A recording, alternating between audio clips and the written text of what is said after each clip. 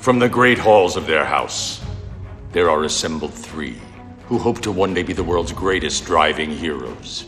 Created from the cosmic legends of the universe comes our team captain, the Vision, Bill Fisher, and their soon-to-be Wonder Woman, Vicky Fisher, and our Captain Marvel and head flight trainee, Jennifer Scripchuk. Their mission: to fight injustice, share what is right and wrong, to get you out of your house and come out racing with them and serve all mankind.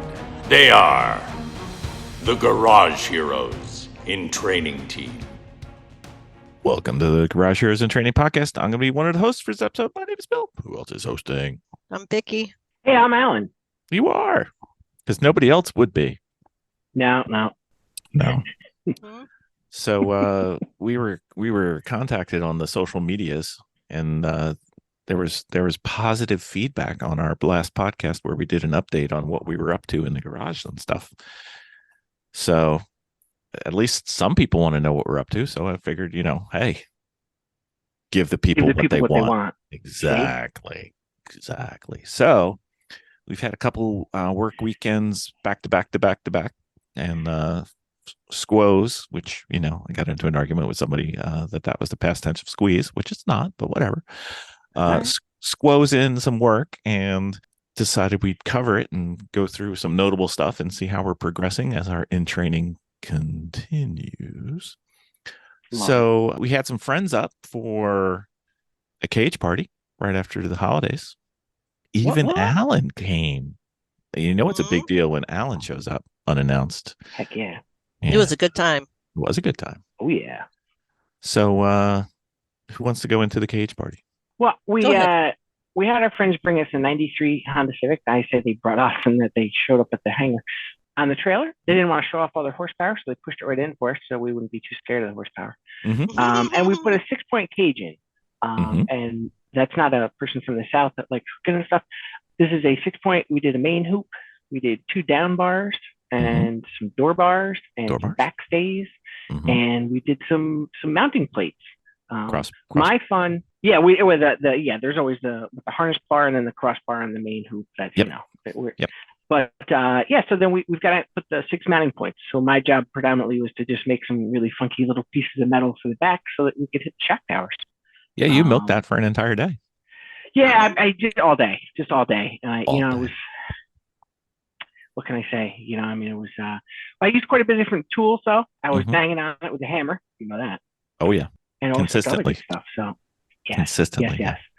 Yeah, we kind of had to make it arch just right around that wheel well. Mm-hmm. Yes. Yeah. And the body. Christy was going to town getting the front 2 mounts ready, as well as Vicky for the front 2 mounts for the cage, which are a little easier in that they're just relatively flat pieces of steel that we graft into the car. Again, for more banging with a hammer. Super fun. I believe present Chrissy was cursing past Chrissy for the weekend. She doesn't have a lot of nice words for past Chrissy, but past Chrissy does what she does, so we just love her and we move on.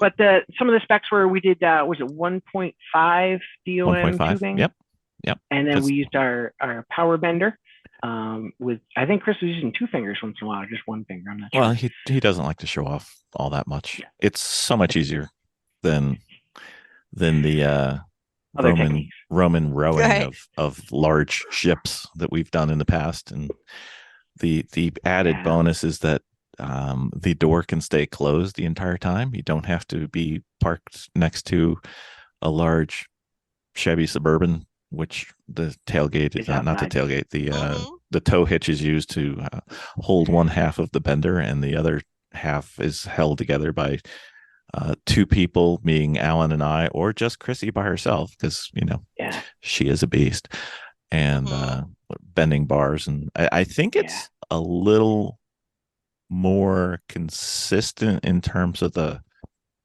bend, because it's kind of like one continuous smooth bend until you're out of range. It doesn't bend a 90 degree in one swing. But you're able to get that in 2? It's about 40 degrees was what we were able to do in one swing. Nice. So fairly minor bends we could do in one one chunk, and then we didn't have too many 90s. Right. Just the main hoop, really, right? Just the main hoop was basically it, and that wasn't too bad. So we did pretty well there, I think. Miss Vicky, what was your involvement in the said process? I was notching and I was a runner that day. Well, we were there 2 days. You were a runner Yes. most of Saturday. Mostly your day got chewed up. Yeah. Yes, it did. So when I ended up coming back into the garage, I was pretty much working the notcher and taking measurements. Well, not taking measurements. I was giving measurements and cutting for those to be bent. How do you feel about your notching skills? Pretty good. Pretty good. I kind of nailed it. I was actually wasn't cutting enough, which is for notching or the length. So it was actually on the good side of piping. So I didn't cut them too short. I actually had them too long. So we were able to get some stuff in there that was a really tight fit. Mm-hmm. Yeah. Mhm. Awesome. Yeah. That's all you did for the whole weekend was notch?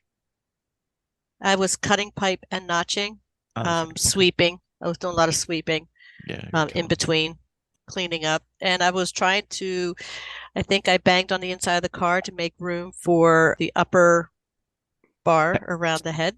Technical terms, you were clearancing. I was doing clearancing, yes. So I did Bespoke. that. Yes. Yeah. And I was finding tools for everybody because they were requesting things. So I was running around the hangar trying to find what they needed. Okay.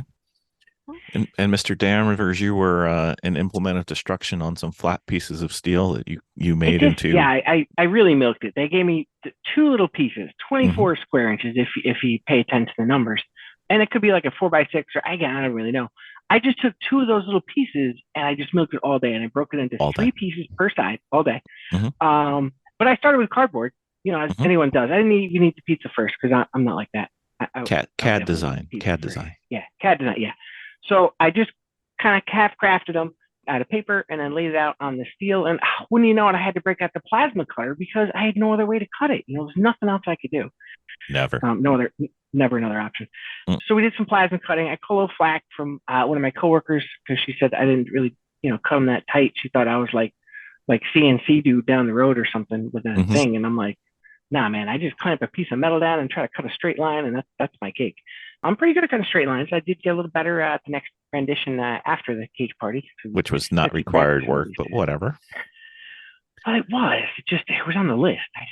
No, it wasn't. If it was, you put it on the list and then cross it off after you did it. So I didn't say something, but Yeah, that's how we do it.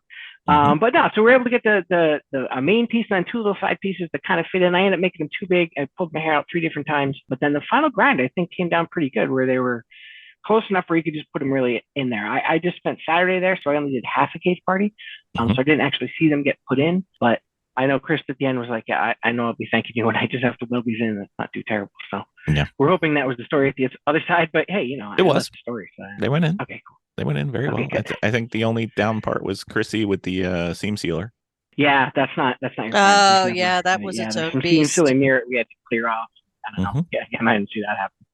But it makes a huge mess. Anytime you're trying to prep the inside of the car, it's loud as heck. And you really just start to not like your coworkers much if you don't have ear protection. Because they're just banging away. It's so loud. And then they're grinding and wire wheeling with the wire wheel of death and making so much dust and stuff all around. So it's really, past Chrissy probably should have stepped up her game just a smidge and had Chris go out there and fix the interior for us. But it's fine. It's fine. We love it anyway. But yeah, there was a lot of clearance and just to get stuff going. Like Vicky said, she clearance for the main hoop, getting it in. And then when we do the actual install, I hear the inside trick is the hole saw right to the floor. You drop the cage down for your 360 welds and then you put it back up. And then put the plates in the bottom and you're out the door. But yeah, so that was pretty much what we had going with that. As far as prep the car a good bit on Saturday. And then on Saturday, you had the main hoop bent, you had the diagonal bent, you had, or in, I should say, and the down bars, right? Didn't you have 1 or 2 down bars? We had 1 down bar at the end of Saturday. And thoughts about the second down bar. Good tip that Chris does when he's doing cages is he works on the passenger side first. So that if the first one comes out perfectly, he's good to go. If the first one doesn't come out quite so perfectly, we can make a modification because the driver one is more important, especially as your drivers get more and more luxurious with age and or wisdom.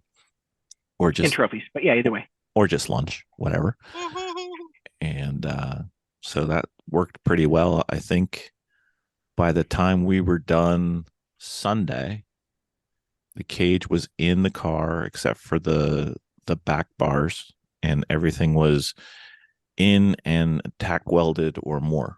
So all the bent So you had bars were 3 done. door bars, right? Yep, 2 door Did we do bars. 3? Yeah. 2 door 2 door bars. bars. Okay. all right. And we have a not weird. I don't know how to say it, but a unique way of making door bars. They're not NASCAR bars. They're not straight. They're not bent. They're kind of. Well, they are bent. They bend into the door, basically, right? Yeah, they're concaved into the door. Right. Yeah. And we'll do a picture because I don't know what to call them. So not So standard. hold on a second. So we already caged the '93 Honda Civic before, Yes, we did. but we didn't take straight tube that time. No, we didn't.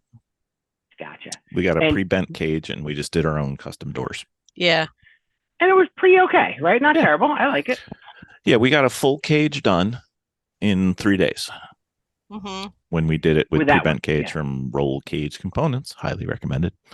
But they did Um, not bend into the door, except for one, I think, right? Well, they don't. They- They have a different way of doing door bars than we. Mhm. Out of the box, it wasn't quite what we liked, so we had the good doctor help us out and get us Mhm. all straightened out or bent into shape as it would be. Mhm. So how did this second round cage build go differently? What tools did you have? I saw you using some fancy things over there, and I don't know what they're called, like that Well- white little bendy elbow looking thing. Well, okay. So you asked 2 questions. You got to let me answer one of them. So how did this one go? I think this one may be a bit tighter to the car Mhm. than the rolled cage components, and that was strictly because we added some features and beat up the car a bit more on this one. Mhm. And everything is very tight. I think Chris was quite happy. Chrissy was happy as well. I think there's not a lot of wasted room that we maximize the volume that the driver can occupy and minimize the wasted room outside the cage to the car. And I think that came out really well. Let's see. I don't think anybody burnt their hand like we did last time, which was success. Who knew? Once you weld No one something, got hit on the head with roll bar tubing either, as far as I know. lies. Anyway, when you weld something, it doesn't instantaneously cool off when you forget about it and put your hand on it. But whatever, live and learn. These are things we learn. Tools wise, we used like I said, we used a hydraulic bender. We used the tube notcher with a drill press. We used just a fiber bladed chop saw for cutting the tubing. Mhm. Alan somehow manages to grab the plasma cutter for changing spark Anything. plugs. Yeah. Anything. So Yeah. if you ever need something plasma cut, Alan's more than willing to jump up and Well, so here's the deal, right? So we have our friend come over and he's like, "Oh, I need these little mounting plates, and I already have this perfect little piece of metal cut like just the right size, like ready to go. You just do zip, zip, zip, and you're installed." And I was like, Mhm. "Wow, imagine if I had one of those." I'd be that was almost the as cool next as he day. is, We'll but- get to that too. Yeah. Mhm. And then did we use anything else? Oh, we had the cage gauge. Yeah. So that is a adjustable angle finder that has basically like a protractor, and then on the legs of the protractor it has extensions where you put in some 1.5-inch PVC pipe or 1 3/4 PVC pipe, depending on what cage you're using, and then you can actually put it in wherever you're going, fit it to the car, tighten down the gauge, and you'll know exactly what your bend angle is. I think that saved us a little bit of time. There's always the fun of 3-dimensional geometry, trying to figure out how to bend down and out versus down and in or up and So the out. down bars are, Yeah, that's so- the thing. If As you if the ever- main hoop geometry wasn't enough to try to get it nice and fit up Nope. and tight. Now you got to sneak down and not Yeah. hit the leg, and when you start going out of plane, it gets really tricky. And if you ever want to see me struggle, it's 3-dimensional geometry in my head. It makes my head hurt a lot. So But you're good at math. It was fun watching the hand Geometry. motions, though. It was from the outside. I was over there doing other. Yeah. It was good watching that. Did we use the digital angle gauge? What is that called? Yes, we broke 2 analog ones. Well, I mean, Gravity versus the magnet. Gravity won, and it's fine. angle finder lost. So we had a short little one that's like 2 inches long, and then we had like a 6 inch long one, and they both were pretty handy, especially if you wanted to stay in plane on the bender. You could find out what the one side of the bender is and what the one side of the bar is and what the other side of the bar is and try to make them in the same plane. Luckily, our bender and the floor where we were at is dead level, like 0.2 degrees. Close, yeah. So we're calling that 0. And, just trying to stay there. And then the one thing that we tried to do when we were trying to figure out the 3-dimensional geometry was, at least it helped me, was I tried to picture through the center line of the tube what I wanted the tube to do.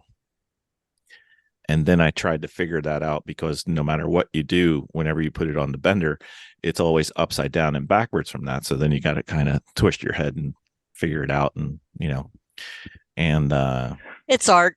It's kind of is. And then the one thing that we did was we drew everything on the whiteboards that we have on the wall.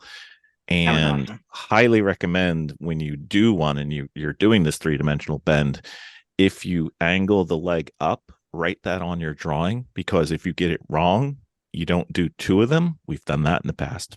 Hey, what did you bend it up or down? I don't know. I don't remember. Yes, right, yeah. yes, we bent it up or down. We're not sure which one, so we do it again, and we get it wrong twice. More material for door bars, but try to avoid that. One thing I was thinking, so you never indexed the actual down bar to any kind of angle. I was thinking if you just kind of tack welded a little piece of something on there just to get a base reference as far as the twisting of it, right? Because once you bend it once, how do you know where you started? Like we're not indexing our pipe to start with, right? So how do we do this on an audio podcast? So the main hoop is basically, if you make it simple, which obviously we didn't, is just a U that goes around like where the B pillar is of the car. Right. Okay. 290 turns back to the floor. Done. Yeah. We didn't do that, but yes. Right, So, but that's a simple way. But what we do is angle out first, right? And then we go angle, basically we start at the center line of the car, and then we measure out and figure out where the bend needs to be for the roof line. And then we figure out how much length there is between the roof line and usually the cars typically have a little bit of an angle between if you're looking at a car headway, it's not a vertically square, it's got a taper. And we try to figure that out, and then we bend that on both sides. And then with the hole, you can actually put it in. But until you have all those bends to where you can't actually put it in the car, so you're just kind of looking at it and making faces and trying to figure it out. Yeah, thinking positive thoughts. Yeah. Exactly. And then we figured that out pretty well. But then the down bars are bars that go from that main hoop, which is at the B pillar, forward to the edge of the cab, and then angle down. Top of the A pillar, right? Yeah. And then down top of the A pillar, yeah. Angle down and then go vertically down into the footwell. So the problem there is, again, it's not in plane. Usually they tilt out or in. See, this is why you write it on the board, and you know what you have to do. Yeah. Measure, yeah. So you kind of have a in-plane twist in the bar. If the bar's not actually twisting, but the way you bend it, you don't bend it in the same plane, and then you try and keep everything out as tight to the car body as you can. And it makes a whole lot more sense when you're doing it, and when you can see my little hand manipulations. What doesn't help anybody on a podcast. For the off-axis bend, the second bend on the down bar, you basically were able to just tip it and then check that bend to the floor, basically, because the rest of the pipe was flat. Is that how you got? Yeah. So if you view down the center of the tube, what we did was we knew we needed to bend it. I think it was 18 degrees. So what we did was we rotated the bar, which doesn't mean that the bend is twisted, but it's twisted relative to the first bend. It's at a different angle radially. Right. Lots of hand signals here, and Alan understands it because he saw it, but hopefully that makes some sense to somebody listening. I have no idea. Awesome. So those went really well. And then everything was quite tight. We did the second down bar on Sunday morning to start the day. And then we did the door bars. And then what's the one by the windshield? Is that the head bar? Dash bar. Nope, dash bar's lower. Oh, across the top is I guess it's just the windshield bar. Yeah, I don't know. It's up on the roof at the top across of the the top windshield. of the windshield. Yeah. Mm-hmm. And then then the dash bar. And then the dash bar. Now the dash bar was a bit of a beast because the simple way is sometimes you run a straight across dash bar. Sometimes when you take the dash out, we didn't want to take the dash out because we wanted to still have the HVAC. And why would you want to have the HVAC in a race car, people? Fog. Heat, fog, cold, everything. Fog is awesome. Mm-hmm. Fog is awesomely sucky. Mm-hmm. So with that, we tried doing this around the dash. Now that's great. Instrument cluster hump was exactly, right? But the instrument cluster on this version of a Honda has like a hump to it, so you have more instrument cluster, which makes the dash bar have to have a twist in it, and it also had to have a second bend in it to get around that. And then you've got a minimum amount of space that you can have before the dash bar now is touching the windshield, which, while it does fit and would work, will make you buy lots and lots of windshields in the future. So and you had to also the windshield in, because the windshield was in the car in good shape, not somewhere taken out. No, it was cracked, but you wanted to have it there for the spacing. Yeah, so you know exactly where it's supposed to be. Yeah, because the worst thing to have is your dash bar go through the windshield, because then that's a bad day. Mm-hmm. Bad day. So again, that had to have a triple bend and a twist, and some of the twist was by design and some of the twist was because we screwed up a little bit. So the dash bar, since it's fixed in two ends, there's no degrees of freedom for like just cut a little shorter.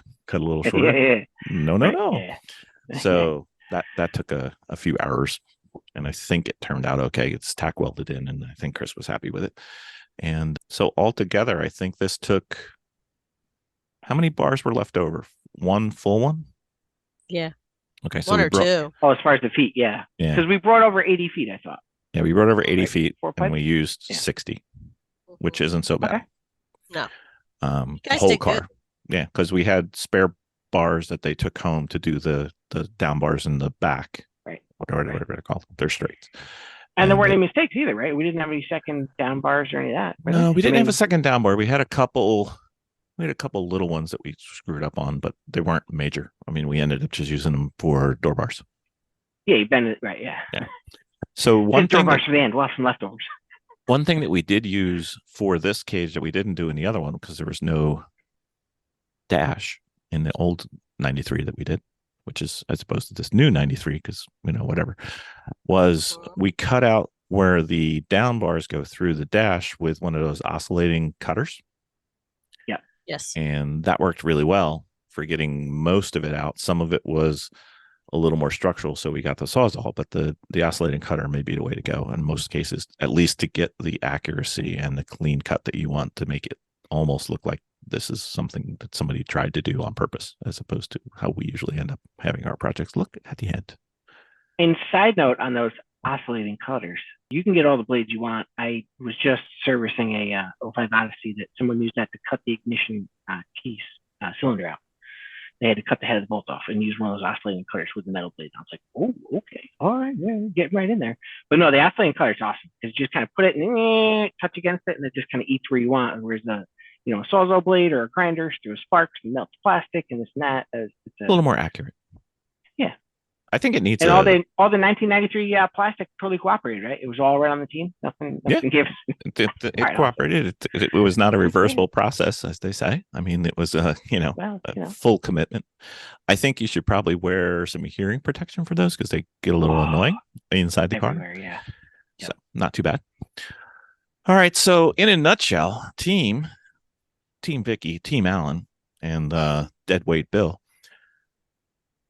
what do you think we could do as far as a cage goes? What could we do? Because I think I know what the answer is. Captain's log supplemental.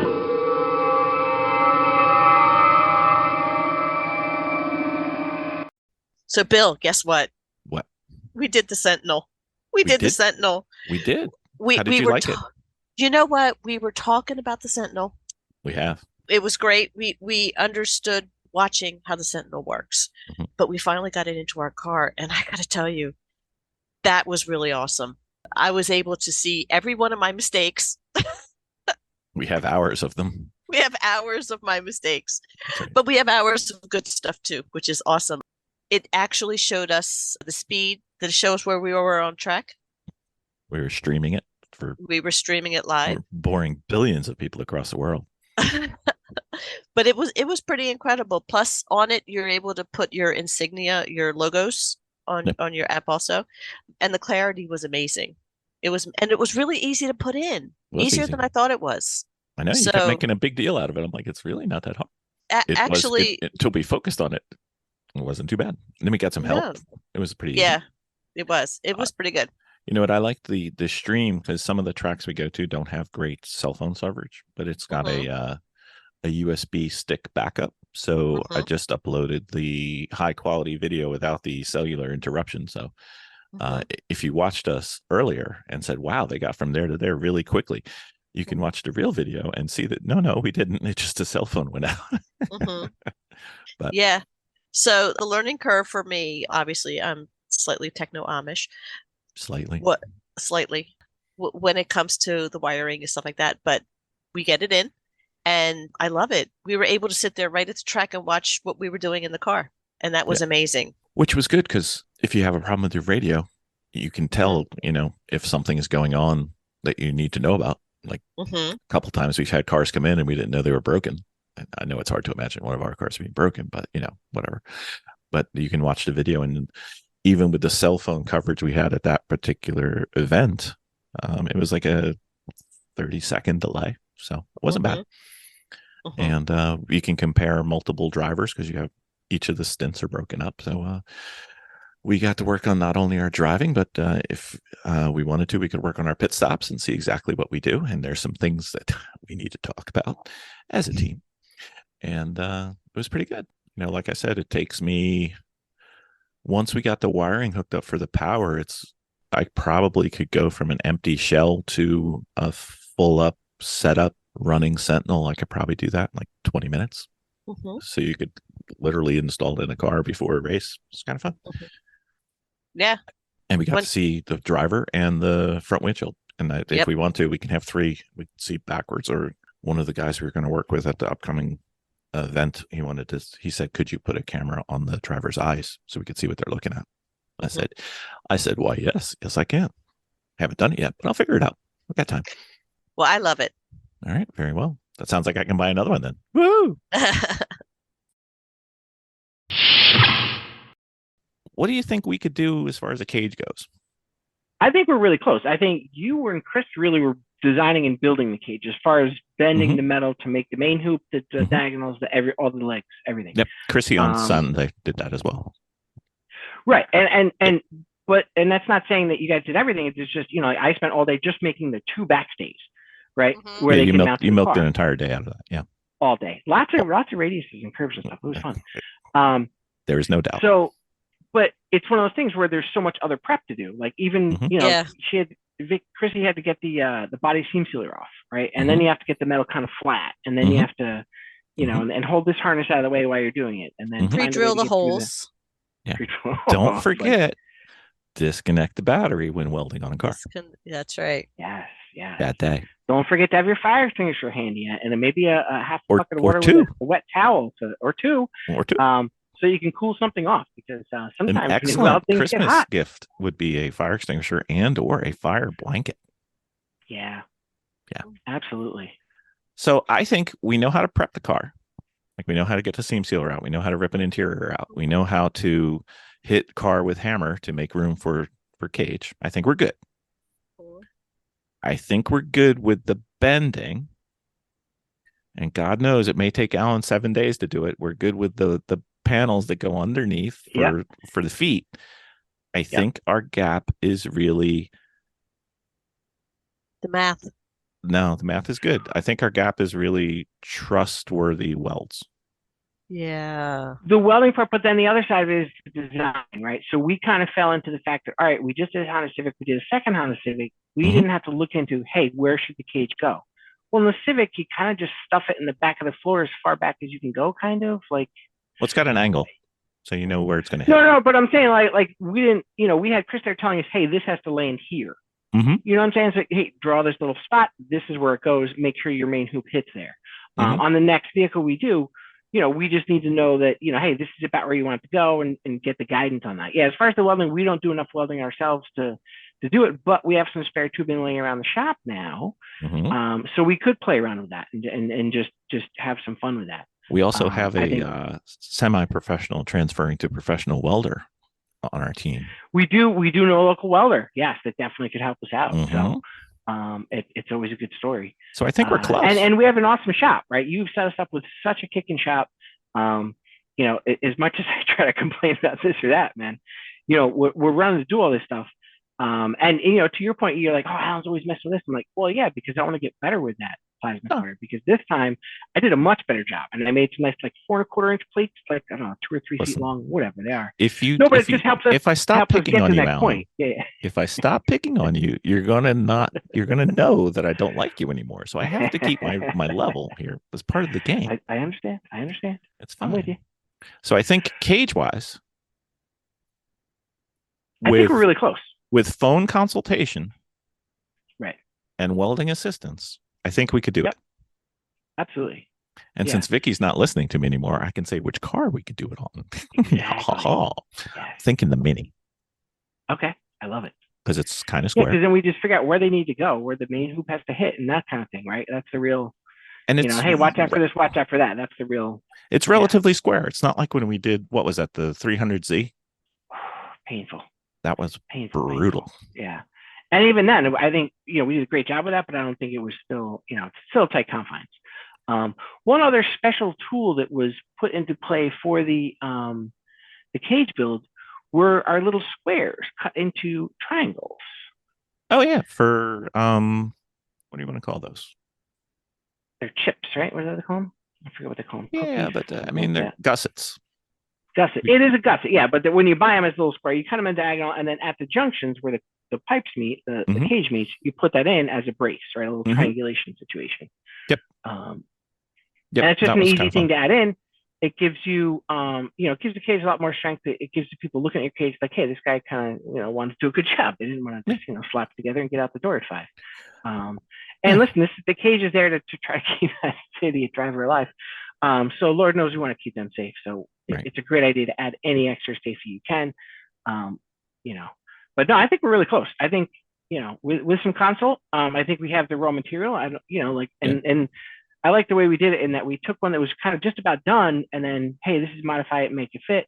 And then we saw one start to finish, from straight to bent to installed. Right. I think that's great. I think, it just gives us a lot of flexibility as far as what we want to try to do. All right. So Chris and Chrissy, I believe they said this was their 13th cage. Gotcha. And I think this is our 5th. Okay. That we've done. So just for the home gamers. Adding up points. You need a really good welder. And by really good, I mean somebody you would trust your life with. And that's a person, not a tool welder. You also need a good welder. Yeah, that's what I meant. You need a really good welder. Well, there's two. Yeah, there's two. You need a really good person to operate the tools. Yes. And you need to have a reasonable. That's the one thing you really do. Any of that notching, any of that stuff, the bending, you have to have a good bender, or just a hand operated one. But like the grinding, I could get there with a grinding wheel. It would take me a while and an angle grinder, this and that. But the notcher it starts off right at the right spot. But I think you don't want to. I was trying to set an expectation for if somebody wanted to do their first cage. Right. It might not be the first. Yeah. It might not be your first cage that you do in your race car. I would recommend, especially if you know somebody who knows how to do it, to either have them come or to help somebody else. Go help them. Go help them do somebody else's cage. Exactly. Because then there's no skin off your back. You're just helping and learning.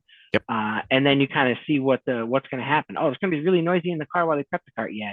Wear the dust mask, headphones, earplugs and headphones, whatever you got to do.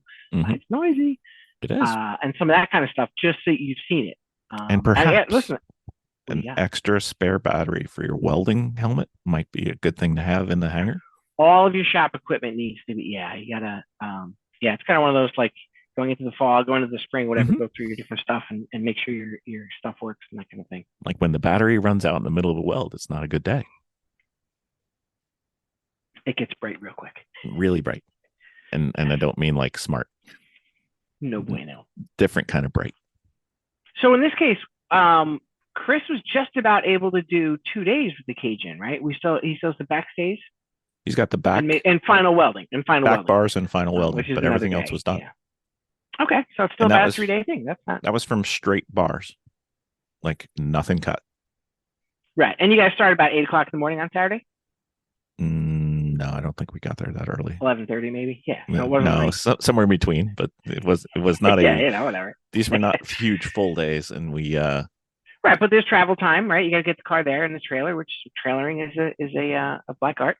And we ate quite well, so it was good. Well, you got to have a snack. You got to keep yourself hydrated and everything. Exactly. So you don't want to, when we have people over for work weekend, it's worth it. Yeah. They're usually buying bigger clothes on Monday. That's all I'm saying. So, okay. Project B that we've been up to. We had our Toyota 86 decided to take a little drink of a local flood and hydrolock the engine. You have a 1986? What is that thing? No, what? it's a I'm sorry. It's 2017 model 86, which I believe they're now calling the GT 86 because then you have a GR 86, the original, not the original because there was an 86 way back, but most recent version, vintage prior. Excellent. So hydrolock said engine, and then Alan said, "Hey, how about this? I'll do the engine with you, and we'll get that done, and you take care of the HPDE." And I was like, "Sure, that sounds great." Except Alan didn't ever come to the HPDE. Yeah, Alan had trouble with his license that day. It was a bad license day. Your bed had a license though. It did. Yes. Yes. So the car was in an unfortunate situation. Had a little water go in the intake. Sometimes you call it a U-boat captain. Whatever, it's fine. Mm-hmm. For those, if you're looking at a car you think this may have happened to, typically the air filter is the first place to inspect because if they're wet and soggy, it's no bueno. Start the process backwards. Mm-hmm. So in this case, it got a little under. We had someone take a look at it and they said, "Hey, this is not something that's going to need a tune-up. This needs needs a major overhaul." The car was flooded, but not in the good way of like too much gas. It was flooded in a bad way, meaning filled with agua. And the thing is, engines are really just air pumps, and they compress that air. And when they hit to that water, it doesn't compress. It's fine. So we decided rather than hot rod this motor out, right? We're not trying to make a drag strap. We're not putting a big blower on it. We're not putting turbos or nitrous yet. We're just going to get a replacement motor. Right, we don't want to rebuild this one because similar to putting the cage in, like we've rebuilt motors, but like we don't need to learn on this car. This is a daily driver. This is a family car. So let's just get this thing back on the road. Off to the interwebs, found a replacement motor from someplace. Hopefully it wasn't Facebook Marketplace, but probly was. No, we were given contacts in the racing community. Excellent. They said they had one, and I said yes, please. Excellent. So the motor shows up, and then we get the motor out. It was a little tougher, I think, getting the transmission off the motor for two reasons. I thought originally it was just because it got a little wet, and those engine parts typically don't get wet. So the slightest bit of water, they turn into like a real wimpy driver, and they're just scared and rusty. But I think the other side of it is the motor mounts on that particular setup are nicely centered on the motor. And it's a flat 4, so it's really only 2 cylinders long. It's 2 cylinders wide, but only 2 cylinders long. So it's able to tip quite a bit. So getting it back in, it was a little bit of a challenge to get it to go just right. But it did. What did it end up being, Alan? It was several challenges. I saw how many challenges did it was. just have to be just like wiggled in there? It needed to be wiggle and jiggle, and it was. My helper at the time was awesome. He was like, "Hey, is there a special tool for that? Because I'll go get that thing." I'm like, "No, it's not. It's just one of those like it's just sometimes they go in nice, sometimes they don't."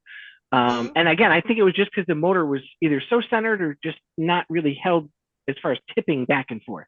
So the front to back tipping of the motor just slowed me down a bit, getting it finally marry. But it did, and it was so exciting. And I almost think it's more exciting when they don't just fall right in so easy. You have a little struggle, so it gives you a better story for later. I even pulled out the tried and true method, Alan, and you remember this. I said, And now we're going to go to a commercial break, because when we come back from the commercial break, it'll be in and we'll just say, oh, that was no problem and life is good. But it didn't work. Exactly. It did not work.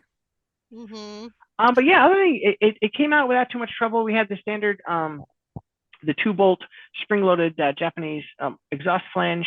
So you cut those, they go shooting across the floor. And not so easy to find parts for a Toyota 86, but if you call it a Subaru Forester, you find those parts no problem. So we found those spring bolts in the help section of our favorite flaps. And that was no problem. And I think on the same run, our parts runner Bill hooked us up with some exhaust manifold gaskets, because we do not skip around here. And that went in super perfect. It went in nice. We put a new clutch in. We had the flywheel resurfaced. A 2-day job, no big deal. And I think, let's see, everything went in back in. Yeah, the shifter was a little challenging coming out. And a little challenging going back in, because apparently somebody turned it 90 degrees when they picked it up off the floor, put it back in. So when you went to like the upper gears, yeah, it's the helper guys. So when you go to like those forward gears, my hand was literally in the climate control knobs. I'm like, I don't think this is like this. But the car started and ran fine. So I was like, you know what? I'll get over it. No big deal. So yeah, we just had to swap that one linkage out. No big deal. I think what else to do? The drive shaft came out, went back in, no problem. I only spilled the gear oil on myself 2 or 3 different times. I really like making a mess when I'm over there at the shop. I don't like you guys to be too surprised when I make a mess. This way it's normal, like, oh yeah, I'm just making a mess again. Just make sure it doesn't catch on fire. We'll be fine. I did like we didn't have full days, so we did this over like a 2-day process to in. I did like when I texted that the transmission was leaking, Alan's response was, yeah, it needs more fluid. I'm like, no, that's not going to make it not leak. That's going the other way. But I guess that made sense in your head. So whatever. Yeah, that guy that was pulling his parts out and taking it apart, he apparently didn't tighten the drain plug on that transmission. That guy. So that guy, Rick. So you'd Rick. It drips on the floor a bit. That's why, you guys have taken to give me a diaper when I show up to work there. I really appreciate that. You lay that cardboard right down on the floor. You got spares for me and everything. So it's really nice of you. You guys take good care of me. We did drain the diff and the transmission fluid and then refilled it. I did refill the transmission fluid a little prematurely as I was putting in the shifter assembly back in. I had to tip it without a drive shaft. It did spill quite a bit down on you, but fresh gear oil smells much better than bad gear oil. So 2 thumbs up for not stinking like that all weekend. So but no, went back in super nice. What do you got? I think it took like 1 full day for us to get it out. Yeah. And then like more than 1 full day to get it back in. Maybe 2 by the time we're all done. Yeah, so part of it was me prepping the motor. We got to put a new water pump on it, new thermostat, and I think a couple other little things. I don't think I had any holes to retap or anything like that. That was pretty easy. But just prepping the motor to go back in. I neglected to take the motor mounts off the bottom of the old motor when I took it out, so I had to lift it back up off the tire, take the motor mounts off, put it back down the tire, and then whatever. It's not, and again, it's just because this isn't the car that I do every day, so you forget stuff. Whatever, it's fine. It's not a Mercedes. But I would say 2 days going back in is a great. That's right on target. Right. And, this took a little bit longer than some of our other engines because this is a full street car. It's got all the stuff under there, as opposed to when we make race cars, there's lots of room. You look at a modern-ish car and there's not a lot of room under the hood to spare. So it's kind of a wiggle, jiggle, in and out. Yeah, and just going very gingerly, because that's the one thing as you move on through the ranks as fixing things, you realize like how far you should or shouldn't go sometimes. Someone once told me it's the educated application of brute force. Right. So if you just hit it just right, get the English just right, the way Fonzie smacks that jukebox, you get the tunes going. So that is some of it. Yeah. And I'm not trying to rush through it. I want to do it nice. I want to do it, I want to get it in there without having to look back and think, oh man, what was that? And I think the 2 wires on the top of the transmission floored me for just a little bit, because the harness, I flopped it left instead of right. So as it was flopped toward the battery, I was like, I can't see where this goes. And then I'm like, wait a minute. It goes to the transmission, because it's got two different wires in the ground, right at the top and the back of the transmission. And they did a good job. As far as us mechanics, technicians bitching about how cars are all terrible because they suck. This one came apart and went back together really nicely. No really odd sizes for anything. No, the 10, 12, 14 all day long. And it's out the door and you're back in again. So it is nice in that sense that you don't have to stress it too bad. We had the little fight was with the fuel lines. The way they have a quick release for the fuel lines, we again sent Vicky on that. She spent about half an hour, 40 minutes figuring out how to do it so that we didn't damage the car taking it apart, right? Because luckily when they cut the lines on this replacement motor, it left that connection there and they just cut the rubber. Mm-hmm. So we were able to practice on an old one or a used one or whatever, not the one we had to drive with and hope wasn't going to leak fuel later. So that we could get that. So that's where stuff like, we take longer than the flat rate time because we're not trying to flat rate it. We're trying to make it right. And then was pretty tricky. Stuff like that. Yeah, right. It was a solid 40 minutes, right? Wasn't it? Yeah, it was. And sure enough, when I go to put it back in, one of the hoses was still connected. I had popped it back on again. So I another 20 minutes. No big deal. It was fun. Yeah. Again, once it does pop off, you're like, oh my God, I'm the champion. So it's lots of good victories there. But no, I think it went back together. We got it up and running. Nice and clean oil went in. Everything looked fine.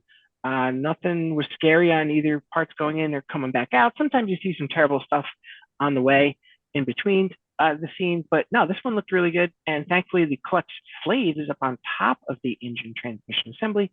So I think it was out of the water. I don't think it got totally underwater, but it didn't look like it. Nothing looked bad under the car at all. Nothing. Everything seemed pretty fine. On the interior car, maybe we could use a little window cleaning on the inside of the car. But other than that, it was fine. Everything was great. My gosh, it's so dirty in there. My son's car. Of course, when they flipped the car over, Alan's like, ain't got no gas in it, which kind of tracks with a teenager. Yeah, pretty much. Yeah. So we left the interior reassembly to Miss Vicky because she was the one who took it out, and there's little tricks that you learn on the one way that will help you on the other way, and so that's. And it's very great. We just say you touch it last. Is usually where I go. You touch it last. It's a headache. So. It's a headache putting interiors back in. Well, putting any. But it wasn't too bad though, right? It was just a couple of things here and there, and not. I think at first you didn't have the confidence that it was going to come apart. I think initially you were a little worried, but I was like, no, there's bolts there. Keep going. Nope, you're not done yet. Well, that's what I had to do. Is I had to go look a little. I had to watch a couple of videos because there were bolts behind the bolts.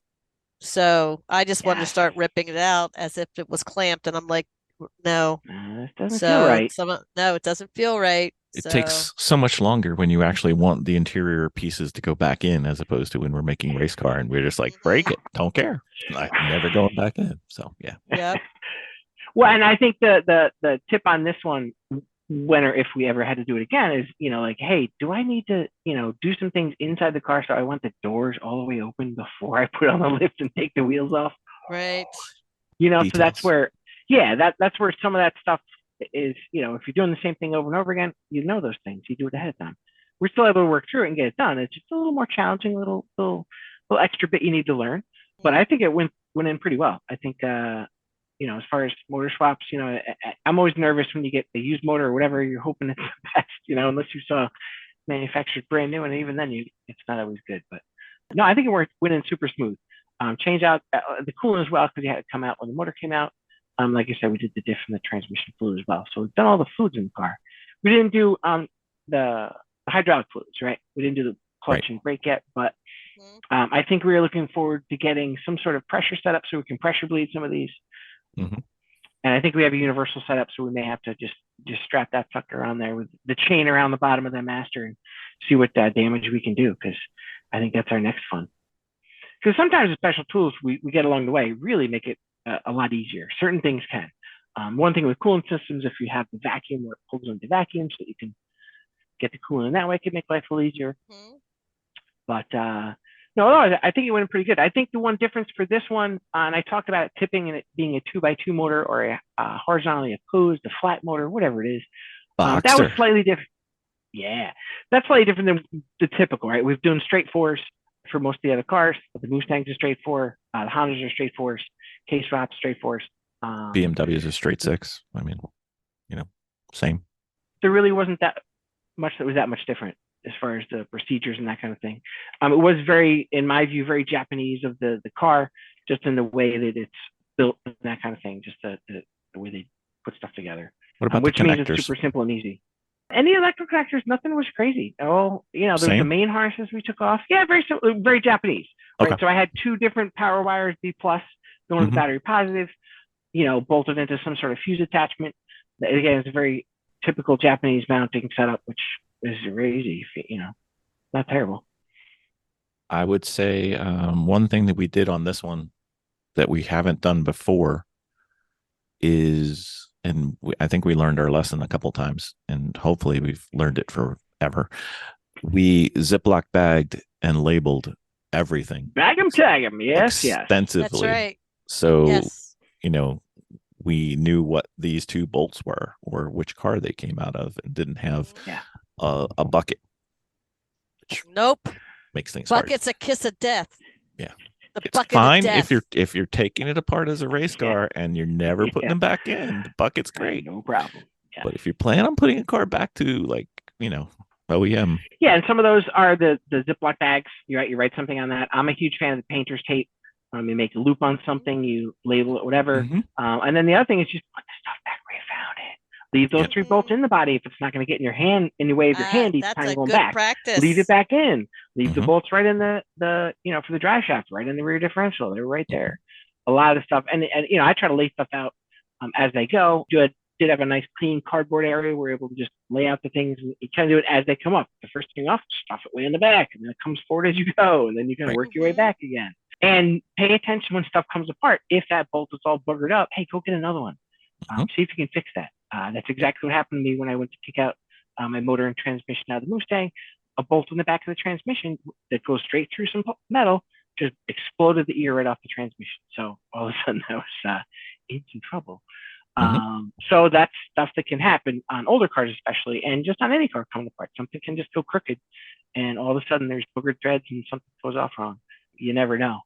But I think we did pretty good. I tried to make sure we had the parts lined up in order. I know I had to do 2 or 3 times about getting that flywheel out and back, because as long as we had a clutch kit and a flywheel, I can get that transmission and motor to go back in. I believe you were slightly conservative on your 2 or 3 times. Yeah, I can't really count, so it's fine. We know. But it was one of those things where the motor, and the process was take the transmission out, lift the motor out, put the new motor in, and then put the transmission back in. We didn't do it all at once, as you see in all the hot rod shows, because there is not quite enough room in that chassis that I knew of to snake it all out as one, and didn't seem like it made any sense to. Being that the transmission isn't that big, isn't that heavy, it's the easy way to have it just back right out. So that went pretty good. Nothing too terrible. And we did make sure we had the fluids as well, right? We had to make sure we had the gear oil and whatever engine oil and filters and some of that kind of stuff along the way. I don't think we changed the fuel filter in that car. That's just kind of a side note. And then the air filter and cabin filter, we changed those out as well. Air filter's fixed. Excellent. So good. But yeah, taking stuff apart and marking it. I also like the paint pens for marking on stuff. Sometimes I'll do the 1, 2, 3 marks. Or if a piece comes off on the bottom, and I'll just put 1 mark and then 1 mark, and then the next one's got 2 marks, and then some of that kind of stuff. Just this way, I don't have to learn how to spell, and I can usually get them back together the same way. I was so impressed when I was putting together, I think it was one of the Mercedes intakes, where all the different hose connections, they use shapes, geometric shapes. Oh, triangle goes to triangle. Square goes to square. Circle goes. Yes, really. Wow. Yeah. It was hilarious. I was like, oh man, I'm so smart. Wait, what shape is that again? Anyway, I had my kid help me. But yeah, no, it's really important to just pay attention to how stuff comes apart. Because it seems, to me, it always seems easy coming apart, but they're like, where did that thing, which one was that again? And the loop of tape, right? If you have a wire or something, you take a 6/8 piece of tape, you loop it around it, tape it to itself, and you have a nice flat spot to write on as far as what it is. And away you go. And if you're really fancy, you can have like tags with strings or wires or something like that you get to put on there. But that's pretty high end. Indeed. But no, I think all in all, I think it worked out really well. We didn't quite burp the coolant out all the way yet, but once we take it for a test drive, I think it'll be 100%. Yeah, I think the only thing is left. I have to seal up a couple things for the air filter, which I've put in today, and then we've got the interior's the big one, and then we've got to do some, just general detailing of the car, interior and exterior, and then release the hounds and let it go play. Yeah, and the trick for the insides of the cars really is get it off the lift so you can open the doors nicely and appropriately. Disconnect your battery, and then usually you can just unbolt the seats. But usually there's 4 bolts, 2 front, 2 back. Pay attention to your movements back and forth if they're electric. And then usually I try to center it, then I'll tip it back to unplug it once I figured out how I can get the seat out the door. If there's a certain position I need to put it in, if it's electrically adjusted or whatever. But that's always my hot ticket for cleaning out cars. Take those seats right out. I spent years putting car stereo in, ripping seats out, putting amplifiers under seats. So it's something I've done often. Be very careful of those plugs for airbags, and don't put your battery back on until they're hooked up. But it just makes it so much easier because once the seat's out, you got the whole floor there. You can vacuum around, you can whatever you want, and usually get 35 cents out of the deal. So it's usually worth it. Indeed. We've got one little project that we can talk about as well, Miss Vicky. B-Spec Fit. Yeah, the B-Spec Fit will be the next going in because it's going to be the next victim, mainly because it's super fast, and then we could just be done with it. I need to pull. I mean, it's a race car, right? Oh no, you mean yes. it's a quick repair, not a okay. Yes. I know Gary was driving it, so I thought it was just fast. Yeah. Anyway. Yeah. So there might be a little bit of stuff underneath after Gary had driven it. I do know that the under plastic in the undercarriage part had needed some work, but we do need to check the suspension because he did go off. After that, I was doing we were working on the seats to put a passenger seat in there. And when I was creating the crossbar for the seat mount for the seat belts for these particular cars, I kind of drilled them in the wrong direction. So I'm going to go ahead and put a plate on that and weld that on, and then re-drill in the proper direction for the seatbelt mounts. And then we have to properly fit these seats into the car because we had to do a whole lot of washer work with them, to try to get them to work or bend the mounts to kind of fit the seats. So that's going to be another thing to make sure that they're comfortable. The driver's seats. Is that for both seats? Yeah, both seats, right? Yeah. Both seats we have to do some work because we were really rushing to get that out the door. The driver's seat's too vertical. It needs to recline a little bit. Yeah. So we need to kind of do a little bit of work on that. Install a horn for inspection. Excellent. And we do have the weight plate that would go in for, just B-Spec racing. But that's not just who you don't. Okay, I wasn't sure if Bill wasn't around, you put some dead weight in to see if it felt like home or something. That's right. Well, they put a weight in there, so we're going to have to play with that. I may take care of that all by myself. I just need to know whether they measure with or without the driver. So that'll be the next one in because they're going to be pretty fast fixes, and most of that doesn't even really need to be on the lift. Nope. Actually, now the seats, we've done quite a few seats through the days here. Yeah, we have, but we haven't gotten them to fit properly into the mounts. On this car yet. Yeah. No, we didn't. This car. Because I think we wanted to redo the driver's one too, didn't we? I thought we made the passenger and then we had to do a little more fix up on it, but then we want to redo the driver's one. You're saying because we either couldn't get either that or the seat was still having difficulty fitting into the mount. And we had ended up having to do a lot of washer work on it. So okay. And why? But from the seat mount to seat, yes, I got you. Yes. So they have to be square and parallel, not either. Right. And for those of us not in the shop with us working, spying us, washer work just means that the 2 side bolts on each side of a seat that goes in, or more side bolts, don't really line up right. So we use washers between the seat and the mount or wherever we have to try to make it work just right to get it to hold in as safe as we can. The other side of that is now we go back and either bend the brackets depending on which ones we have or get different brackets or bend the mounts that the brackets mount to or Yeah.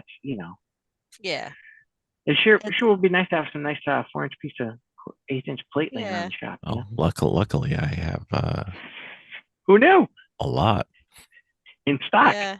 Hey, I made your big sheets that are useful for everything into small little strips that are useful for one thing. Thanks. And then we have to get the Civic in. We have some bending to do on the, pulling to do body on work. The Civic again, the body work.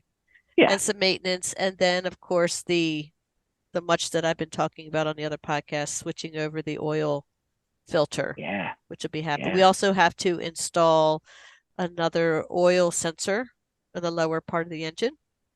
oil temperature right? gauge. Yep. Yes. We have the And- gauge. We don't have the sensor, right? Isn't that the deal? Right. We're having some So we have to challenge, do some that. teething processes, getting the Right. right? Because it's great to have a gauge. It's if there's no one's telling the gauge what to say, then we Right. gotta And well, yeah. keep And then trying of to find the course, right one. yeah. And then we have to solve the clutch issue still. And then Well, I think going to a pressure bleeder, I think is going to be a good first step. yeah. And then see if that isn't it, because it may just be that there's a little bit that's hanging around there, and enough activity on that clutch is just getting it the bubble to the wrong spot. So we have to figure out what's going on with that clutch. And then the other thing with it is the engine revs very high. So Rev limiter, right? yeah. And of course we wanted to put a tack in it. Gotcha. Aftermarket tack. Right. It An has a stock aftermarket tack, tack. but an aftermarket tack. Yeah. Now, is there a rev limit on that? I don't know about the ECU on that. I don't know. I don't know. There is. There is one built in. Okay. Gotcha. Yeah. But it revs very high even at an idle. So it Oh, that's a running condition. Oh, okay. That's okay. I thought you Yeah. meant red line running too. Okay, my bad. no. It's words. Yep. Yeah. But And then so we have some Black Arts upgrades we're talking about over the winter that we can't talk about on air, but we'll keep those going too. Super secret. Super secret. Double super secret. Mhm. Yeah, so we have some engine work and it's going to go pretty heavy after Christmas. But it'll be good. We have a nice situation at the hangar now when we can actually walk in there and it's not bitter cold like it used to be, which makes it going to the hangar a lot nicer. It's not like we keep the hangar warm, but it is definitely easier to go in there and warm the hangar up than trying to rise it from 30 some degrees 2022 was our or worst. less. Yeah. It by the time Yeah. that hangar got warm, it was time to go. So Well, now yeah, it's tough to change the temperature of all the steel in the building too, right? That's the other side of it. And it's so well insulated. Yeah, those 30-foot doors or whatever they are. Mhm. But we did clean out. We got rid of a chassis in the process before some of this fun stuff because we had too much stuff in the way. We cleared out a bunch of motors and stuff out of our workspace, so we had a lot of room in there now. And we were able to drag the 20-footers in there without too much trouble and manipulate them around, right? We still had the car up on the lift while we had the car in there doing the cage build. So pretty awesome setup. And then it was nice once everybody's out. I swept up the other day and it was like, man, look at all this room around here. This is great. It's easy when there's only one car in there. It is nice. Yes, indeed. We need a little more light, but that's a project that requires other people. So we'll get there. Yeah, sometimes the little drop lights and stuff we have seem to work pretty well too, because it's as long as you have enough light to do what you're doing. If we're doing more body work or paint or bending stuff, then bending as far as like sheet metal bending, then you like a little better light in your situation. But it's pretty well lit. It's not a bad setup at all. It's when you get to the wings on the left and right side, it starts getting a little dark. Yeah. So I'd like to get a couple more lights. The ceiling's so high I can't get up there by myself, and Vicky won't let me. So hence other people, but that's fine. So that's kind of the garage update for now. We got a bunch more projects coming, and apparently you guys care. So we will keep you updated as we progress, and someday we'll be able to progress faster, better, smarter, stronger, whatever. Can't remember my $6 million man quote. I'll get that next time on the next garage update. That's right. Hopefully it won't cost us $6 million to figure this stuff out, but we'll see. We'll try anyway. We'll put the effort in. I can guarantee you it will not cost us $6 million. That's all I'm saying. That will be. It look really nice for $6 million. I'm just saying. That will be the end of the Garage Heroes and Training podcast. Because Bill will be a dead man, and I'm the only one who knows how to log in or edit. So, in memoriam. Awesome. Anything else, my dear? No, I think we're good. All right, Alan, you good? No, guys. If anyone has any other questions, send them on through. We will Garage Heroes and Training gmail.com. And right. we will see what we can help you out with, get you on through it so you can see the silly stuff we do and how you can do it better. Yeah, doing it better than us is not exactly a high bar, but there are other things that we have done that we have forgotten to talk about. So, we might actually be capable at some things. We'll see. Thank you, everybody. See ya.